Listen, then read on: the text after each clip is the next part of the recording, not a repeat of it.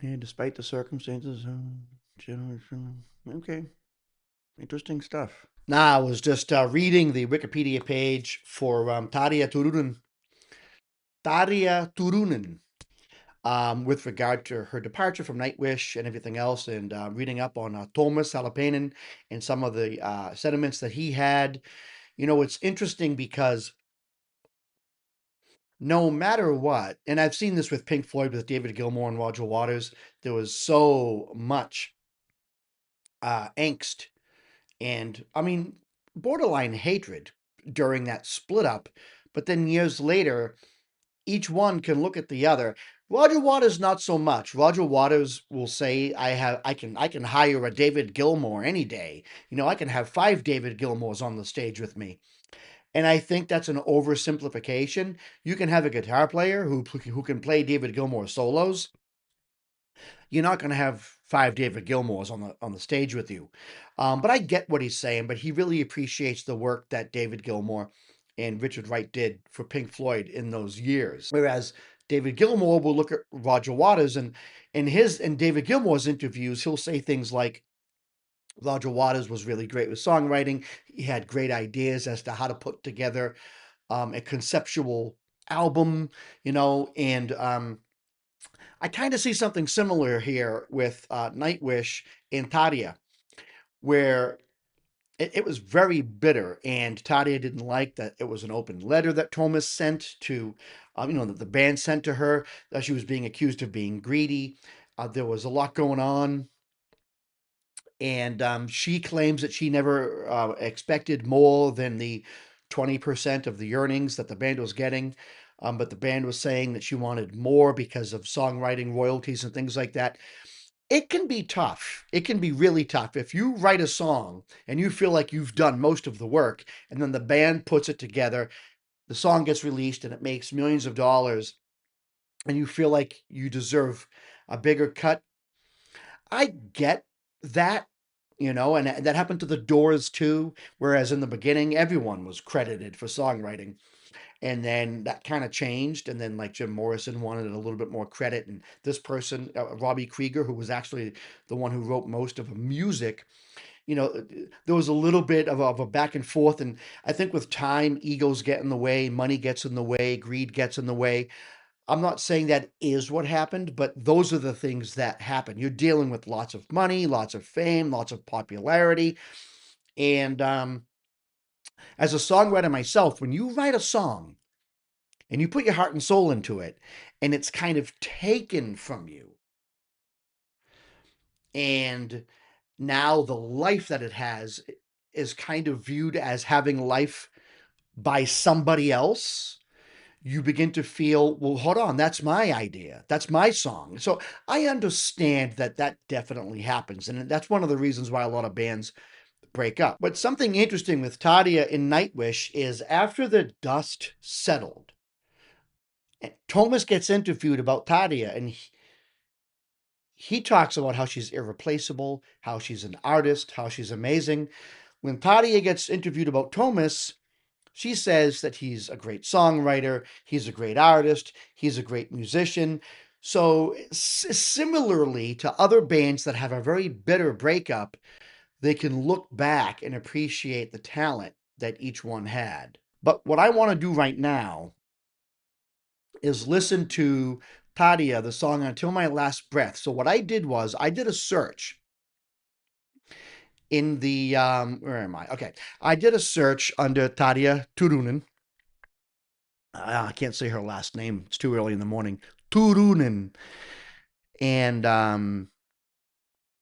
I did a search under her name, and I did it by popularity. I said Tarja Turunen live, and then went by most views. And believe it or not, the first like 7 videos that came up were Nightwish songs.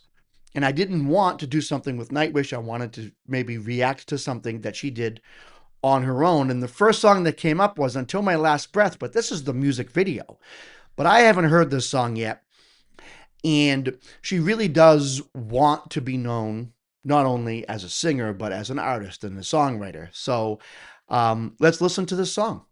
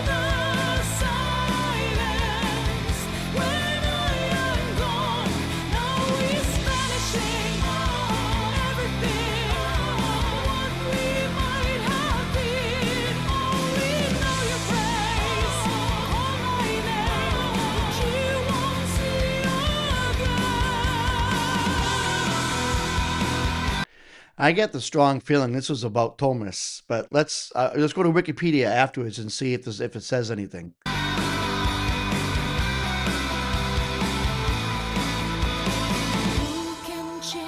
I like this. Inside it needs to burn.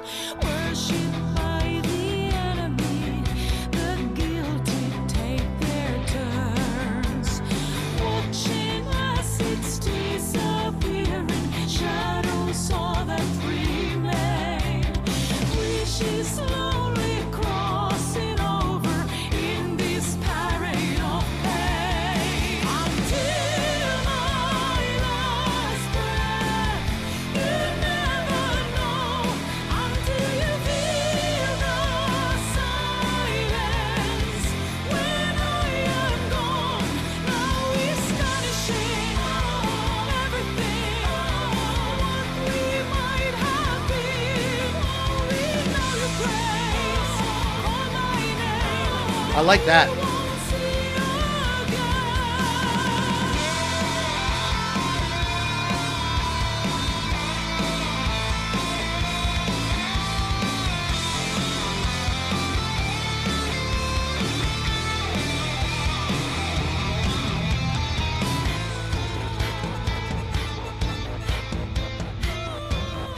Oh, I like that.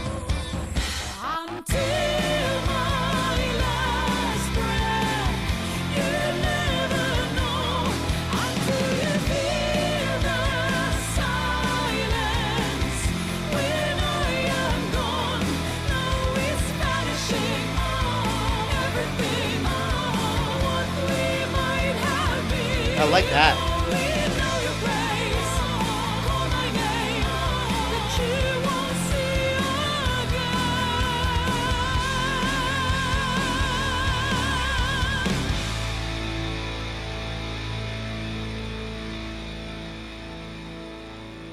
Wow. Until My Last Breath most commonly refers to the 2010 song by Finnish singer Tarja Turunen. Explores themes of mortality, post-death recognition, and the silence left behind. Man, that video was tough to watch too. I was like suffocating. The lyrics focus on someone who will be forgotten until they are gone. Who will be forgotten until they are gone? Oh, okay. Explore how people only praise or acknowledge someone after their death. One music video focuses on a diver facing dangers in the sea. One other explores the idea of a musician finding fame only after they have died. I get the feeling it's kind of a jab at Nightwish. I know what they're saying here, but I don't know. I mean, if I went through what she went through and then I wrote a song with these lyrics, I would be thinking of Thomas and my relationship with my former band members as I went through a song like this. But that's just me. Every songwriter is different. But if you have any insights on what this song actually means, put it in the comment section below. And again, this is Ari Aster from B Sharp and C.